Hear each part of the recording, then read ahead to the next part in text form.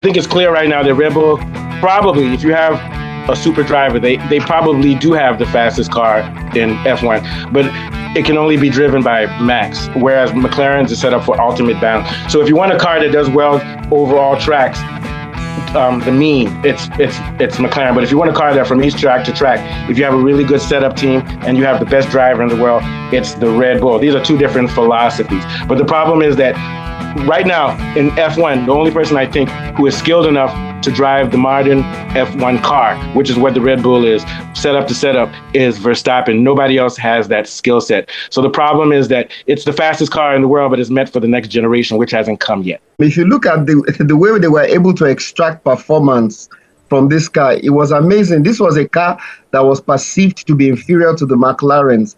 But look at how within milliseconds, Verstappen was able to, just distance himself from the McLaren cars.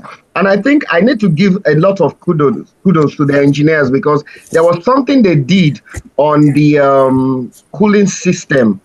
There was something they did on the cooling system. I think it's the cooling inlets, and that affected the they affected the tire deck, and then it helped the thermodynamic efficiency because the cooling was a bit better, and the aerodynamic performance also improved. And then another thing that I saw when Max was driving that insane qualifying lap was the brake ducts. That was another area that they adjusted that really helped him. It reduced aerodynamic drag, and it improved the car's overall efficiency. So all in all, I think they're beginning to listen to Max's feedback, and they're helping him to make the car more drivable. And this is what people don't realize about Max. The guy, he's just like, he doesn't talk about it, but he's just like a genius, like Rosberg. This guy is also an engineer and a mechanic. He's telling these guys what they need to do, and he knows what a car needs to do for his driving style. Okay, maybe in 20 years, once they're listening to him. For once, they're listening to this guy. But the only problem is that because we know that the Red Bull car is faster than the Red Bull racers, but the racers car is more stable and is more has better equilibrium. So if you're not a super fantastic driver, someone like a Norris can drive. It's easier to drive. It's easier to drive. It's the type of car that's made for Norris. Okay, but if you want to be like a super driver, this is the car. And I think Yuki can handle it, but Yuki is going to have to become methodological. He's going to have to become, he can't just come and say, oh, honorable Japanese man drive same way, same race. He can't do that. Let me stop. You want to embrace me for racism? Kule, what are your thoughts? The McLaren car is better and faster than that. Oh, yeah, it's faster. I would say it's faster, but I think that Red Bull's window, if you're an extreme person. I don't think the only reason, yes, that Red Bull has been designed to fit like a glove onto Verstappen and doesn't fit onto anyone else. But the reason why I say sorry to interrupt you, but can I say one thing? It's very pointy. So the Red Bull car looks like a jet. The problem is that because of downforce, it will mess up on downforce. But when it comes to pure speed, it's created for pure speed. It enters the corners faster than the McLaren cars. But the McLaren cars have better, the only difference they have is they have better traction right now than Red Bull. And also they have better stability in the back. But if you take away all back stability and you just make it a fronty car, theoretically, if someone could be able to handle the corners, it would be faster. I think that actually, despite what you say, I think that McLaren car is fast. The only reason why McLaren is not able to get past the Red Bull is purely driver skill. I'll explain why. Throughout that entire race, Verstappen never got more than 1.5 seconds a gap over Norris. He never got past that. He never was able to build a lead that would tell me, okay, this car is faster. Continue. Well, I think that one lap that Verstappen managed to make in the qualifiers was just a freakishly good lap, because without that, I would have expected Norris to still overcome him in the qualifiers. But here's one thing, Kule, wherever that lap was, it showed the potential of the car. The Mercedes doesn't have that potential. The Ferrari doesn't, which is telling me that theoretically, the Red Bull car is the second fastest, or maybe Mercedes. Yeah, right now, the Red Bull is faster than every other team on the grid except for McLaren. That means it's a fast car. Yeah. I would actually say that the Red Bull is in comparison with the Mercedes. It may have an edge. So that means they're either second or third. I'll agree with you. Yeah, but not that much of an edge. I still put McLaren's cars as being McLaren is. Yeah. I agree with you. If Verstappen was driving a McLaren.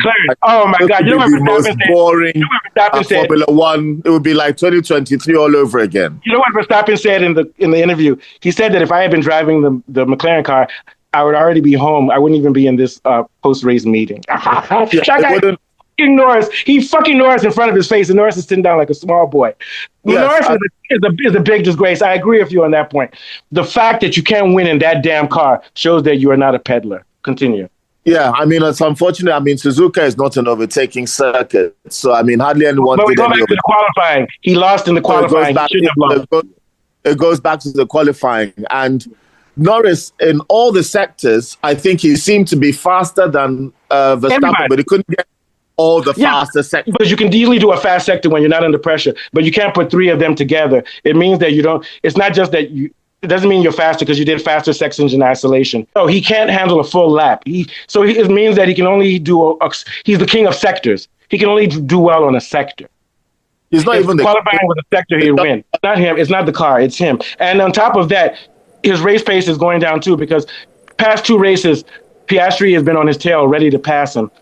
I think I read something today in terms of Red Bull's development, you know, that actually Red Bull has been developing this kind of like twitchy car since 2021.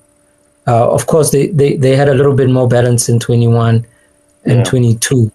But then the problem becomes the driver that is Max Verstappen and how good he is at being adaptable, that the engineers can sometimes ignore problems because he's able to drive around them impeccably. And that has been the great struggle in terms of like when the entire car philosophy does not necessarily suit any other driver, right? And it's not that the Red Bull is slow. I think the way that it's been built and the way in which they've moved towards making the car as edgy as it is what gives it the pace. You know, it's pacey because of its edginess, but then it needs then someone who can drive on the edge, and that is what has been the challenge.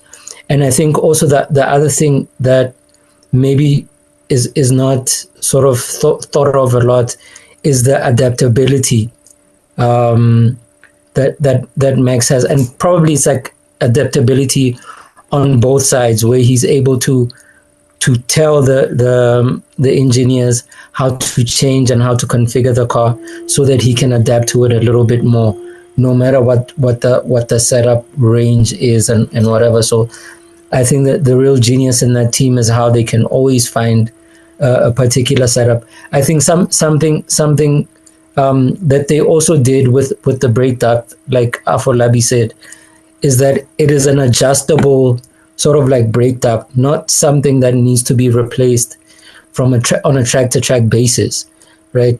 Which I think a lot of the other teams are doing. That when they go to a team that has slower corners, they'll bring in a bigger thing. The one that they have at Red Bull is just adjustable. So that kind of shows you how they're trying to be more efficient in order to have kind of like an all-round car that functions within the regulations from track to track. And this is basically what you need to be doing. In as much as there are some tracks that suit, for example, McLaren better than they would a Red Bull or something like that. Yeah.